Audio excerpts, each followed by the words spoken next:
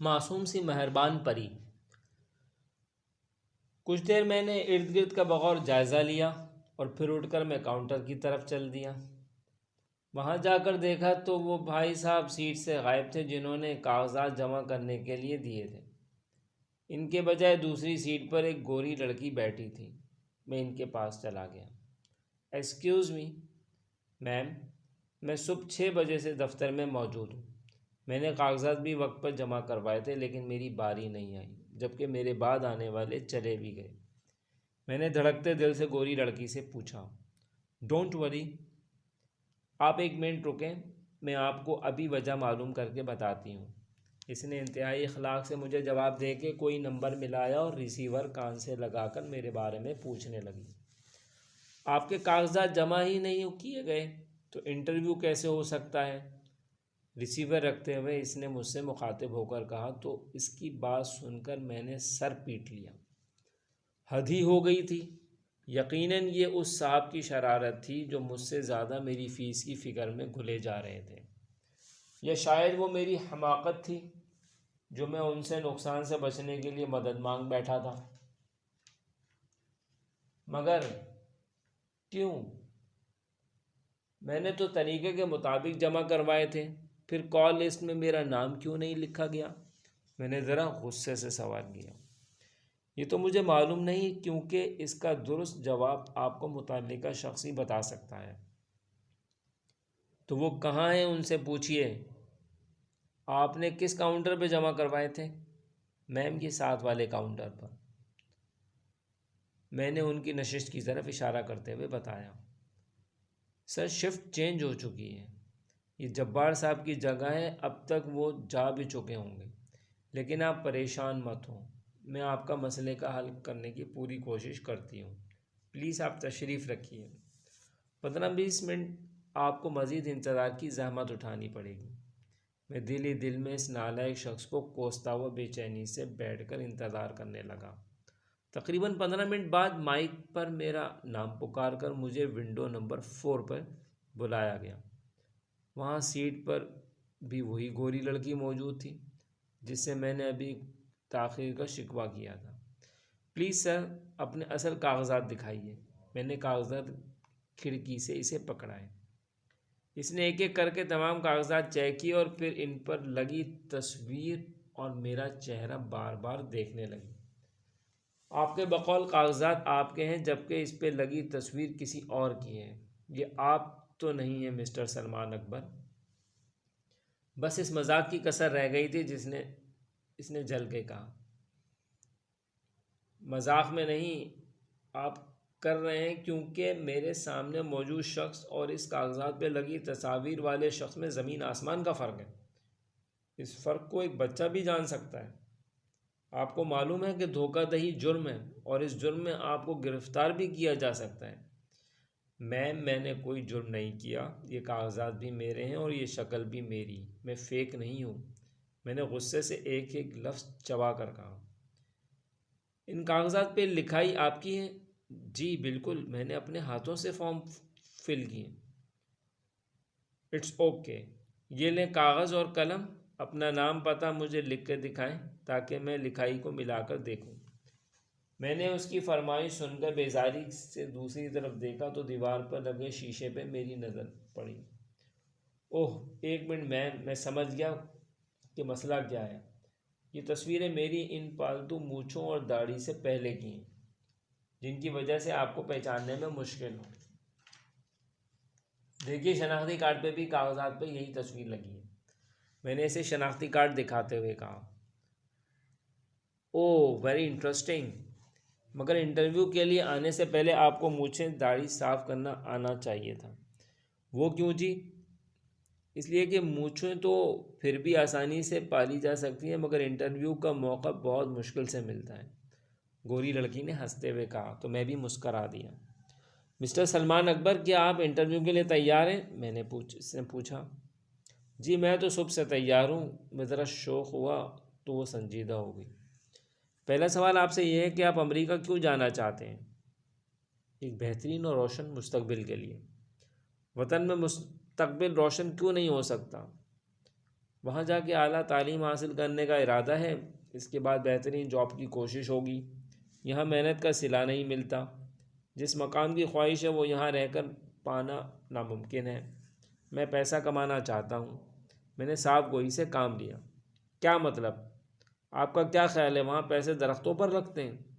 نو میم، ایسا نہیں، وہاں بھی کام کرے ہی پیسہ کمایا جاتا ہے، مگر وہاں اور یہاں کی اجرتوں کے معیار میں زمین و آسمان کا فرق ہے۔ یہاں دو نوکریاں کرنے والے بھی مر کر گزارا کرتے نظر آتے ہیں، مگر وہاں محنت کا اجر دیا جاتا ہے۔ اس کے علاوہ پیسہ کمانے کے مواقع بھی زیادہ ہیں۔ کیا پیسہ ہی سب کچھ ہے؟ آپ کا وطن، آپ کا خاندان کچھ بھی نہیں؟ میم نے چپتا ہوا سوال کیا۔ میم، زندگی کی تلخ حقیقتیں ان کتابی باتوں سے بہت مختلف ہیں، جو آپ کی طرح میں نے بھی پڑھ رکھی ہیں۔ پیسہ بے شک سب کچھ نہیں، مگر یہ بھی تلخ حقیقت ہے کہ پیسے کے بغیر دنیا میں کچھ بھی نہیں ہے۔ زندگی اسی کی جس کی جیب میں پیسہ ہے۔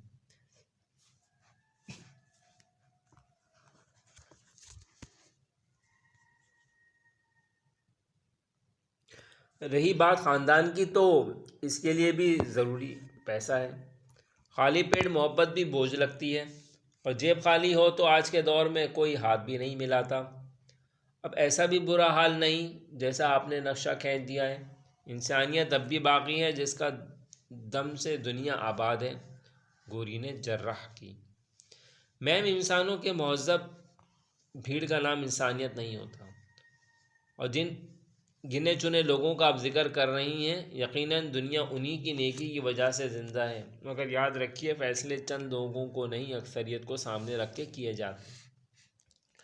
اور افسوس کے ساتھ کہنا پڑتا ہے کہ علم اور پیار والے لوگوں کو دھرتی سے گزرنے زمانے ہو گئے۔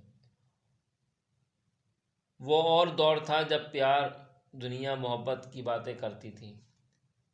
یہ زر اور کار کا دور ہے۔ رشتے بھی اسی کے جس کے ہاتھ میں پیسہ۔ اگر آپ کے پاس پیسہ ہے تو سارا جہاں آپ کا دوست، اور اگر نہیں ہے تو سگے بہن بھائی بھی دشمن۔ یہی سہج ہے، آزما کے دیکھ لیں۔ میں نے میم کو مفت مشورے سے نوازا۔ اگر آپ کے خیالات ایسے ہی ہیں بالکل بھی تو اچھے نہیں ہیں، اس نے پاس رکھے مگ میں سے کافی کا سپ لیتے ہوئے کہا۔ میں نے سنا ہے سچ کافی سے زیادہ کڑوا ہوتا ہے۔ اس کا مطلب ہے کہ پیسہ ہی آپ کے لیے سب سے اہم ہے۔ میم، صرف میرے لیے ہی نہیں بلکہ یہاں موجود غیر موجود ہر شخص کے لیے۔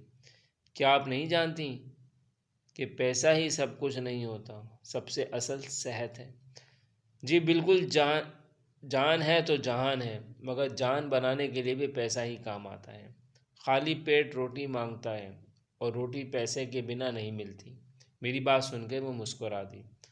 آپ بہت دلچسپ آدمی ہیں۔ دلچسپ کے بجائے آپ حقیقت پسند کہتی تو میں یقیناً خوش ہوتا۔ میں نے اس کی آنکھوں میں آنکھیں ڈال کر کہا۔ پھر تو آپ کا نام مسٹر ریئلٹی یا مین آف ریئلٹی ہونا چاہیے، گوری لڑکی نے ہنستے ہوئے کہا۔ وہ ایک خوبصورت لڑکی تھی، مگر اس سے بھی خوبصورت اس کی مسکراہٹ تھی جو اسے حسین ترین بناتی تھی۔ آپ جو مرضی سمجھیں، میں نے ایک نظر اسے دیکھتے ہوئے کہا۔ اچھا یہ بتائیں، آپ کا کس سیاسی تنظیم سے تعلق ہے؟ سیاست میں مجھے کوئی دلچسپی نہیں، لہٰذا کسی سیاسی تنظیم سے بھی کوئی واسطہ نہیں۔ ہاں، ایک سوشل آرگنائزیشن سے تعلق ہے۔ کس آرگنائزیشن سے؟ Pakistan American culture centre. آپ کا عہدیدار کا نام کیا ہے؟ میں آرگنائزیشن کا لائف ٹائم ممبر ہوں، بطور فنکشن آرگنائزیشن کے کام کرتا ہوں۔ نیو ٹیلنٹ کو سامنے لانا اور سائننگ اینڈ ایکٹنگ کے شوقین افراد کو متعارف کروانا میرا کام ہے۔ میں نے ممبرشپ کارڈ اور ممبرز کی تفصیلی لسٹ نکال کر دکھاتے ہوئے کہا۔ بہت خوب، اس کے علاوہ کیا مشاغل ہیں؟ میم نے پھر پوچھا۔ پچھلے کئی برسوں سے تو صرف امریکہ کے خواب دیکھنا ہی مشغلہ ہیں۔ تو گزر بسر کیسے کرتے ہیں؟ روزی روٹی کے لیے ہاتھ پاؤں مارنے کو ایک چھوٹی سی دکان ہے جہاں بطور کمپیوٹر آپریٹر کام کرتا ہوں۔ زیادہ تر وکیلوں اور ڈاکٹروں کے ٹائپنگز اور سرٹیفکیٹس کو ٹائپ کرنے کا کام کرتا ہوں۔ میں نے میم کو اپنے بنائے ہوئے سرٹیفکیٹس دکھاتے ہوئے کہا۔ ویری گڈ، آپ تو بڑے کام کے آدمی ہیں، آپ سب کی تعریف ایسے ہی کرتی ہیں؟ میں نے کہا تو سوال کی گہرائی سمجھ کر وہ کھل کر ہنس دیں۔ مسٹر سلمان اکبر، ہر کسی کو تو نہیں، لیکن جس میں محنت، ہنر اور قابلیت جیسی خوبیاں ہوں، ان کی تعریف نہ کرنا زیادتی ہے۔ تعریف کروانا کسے پسند نہیں، لیکن تعریف اگر ایک خوبصورت لڑکی کرے تو اس کا لطف ہی جدا ہے۔ میم کے الفاظ سن کر میرا دل بھی باغ باغ ہو گیا۔ مسٹر سلمان اکبر، آپ کی تعلیم کتنی ہے؟ بیچلرز، میں نے ڈگری دکھائی۔ میم نے سر اٹھا کر کچھ پوچھنے کا ارادہ کیا، مگر میری نظروں کی تپش سے گھبرا کر ان کا سوال لبوں میں ہی دم توڑ دیا۔ یہ آپ مجھے اس طرح گھور کیوں رہے ہیں؟ میم نے آبرو چڑھا کر ذرا خشک لہجے میں کہا۔ مارے گئے سلمان اکبر، یہ تو گرگٹ کی بھی استاد نکلی، خود ہنس ہنس کر باتیں کر رہی تھی تو سب ٹھیک تھا۔ میں نے ذرا نظر بھر کر دیکھ لیا تو غصہ ناک پر دھر لیا۔ توبہ، عورت نام کی خوبصورت بلا سے توبہ، اس مخلوق کو سمجھنا دنیا کا مشکل ترین کام ہے، میں نے دل ہی دل میں سوچا۔ آپ کو دیکھ کر کسی کی یاد آ گئی تھی، میں نے فوراً بہانہ گڑھا۔ کس کی؟ میری اسکول ٹیچر تھی، اس سے آپ کی شکل بہت ملتی ہے، ہو بہوئی وہی قد کاٹ، وہی ناک نقشہ، وہ ہمیں فزکس پڑھاتی تھیں۔ سوچ رہا تھا کہ کہیں آپ وہ تو نہیں، میں نے فلمی ہیروز کی طرح آہ بھر کر کہا۔ اچھا، آپ کو اسکول چھوڑے 10-15 سال تو ہو گئے ہوں گے؟ میم نے پوچھا۔ جی جی، تو پھر اس لحاظ سے اس وقت تو آپ کی ٹیچر کی عمر 7-8 سال ہوگی۔ میں نے ان کی سنجیدہ لہجے کو، چھپے طنز کو سمجھ کر مسکراتے ہوئے شرمندگی سے ادھر ادھر دیکھنا شروع کر دیا۔ میم نے میری چوری پکڑ لی تھی۔ آج مجھے یہ سبق مل گیا تھا کہ عورت 7 پردوں میں بھی مرد کی نظر کو پہچان لیتی ہے۔ نہیں، وہ اس وقت آپ جتنی تھیں۔ ایک روڈ ایکسیڈنٹ میں ان کا انتقال ہو گیا تھا۔ میں نے اپنی حماقت پر جھوٹ کا پردہ ڈال کر بات سنبھالنے کی کوشش کی۔ اوہ سوری، افسوس ہوا یہ جان کر، اس نے رسمی سا جملہ ادا کیا۔ It's okay.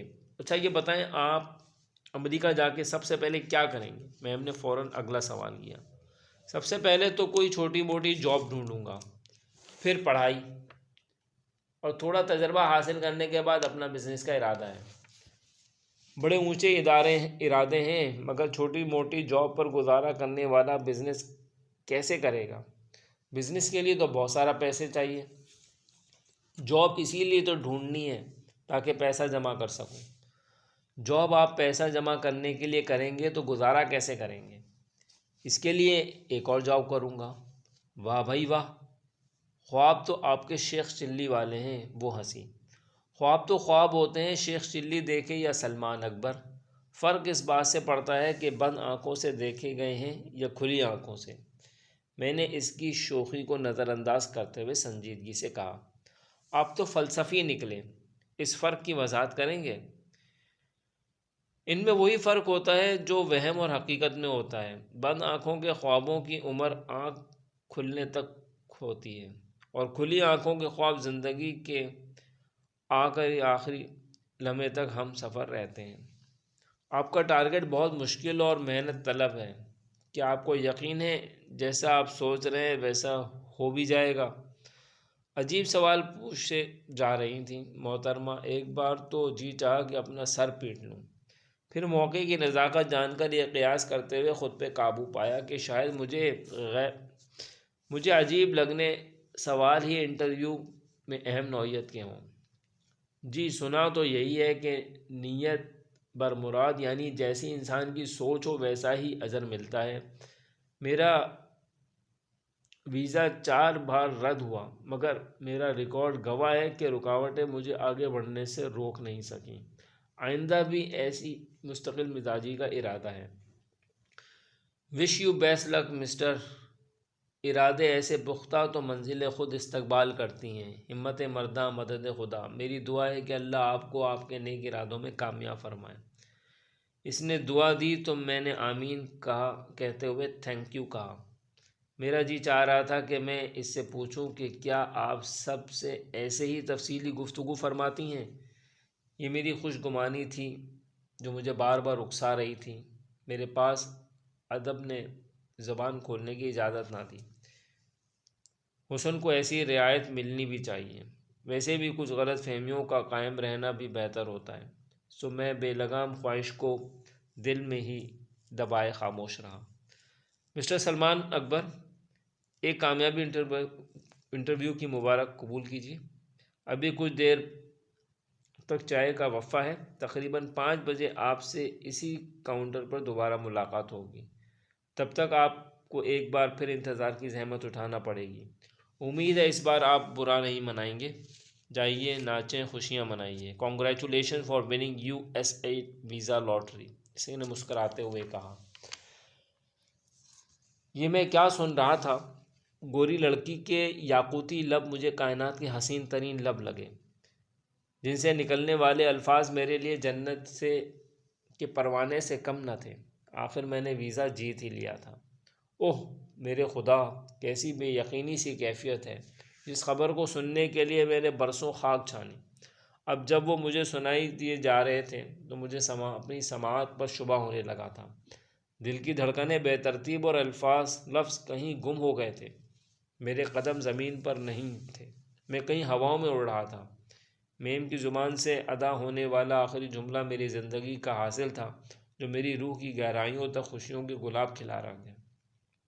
یہ فقط چند لفظ نہ تھے، بلکہ ابر کرم کے ٹکڑے تھے جو میرے وجود کی زمین پر برس کر پل بھر میں تھکن کی گرد کو اترنے کو مجھے نکھار گئے۔ میں نے کھڑے کھڑے ہی قبلہ رخ سر جھکایا اور شکر کا سجدہ ادا کرنے لگا۔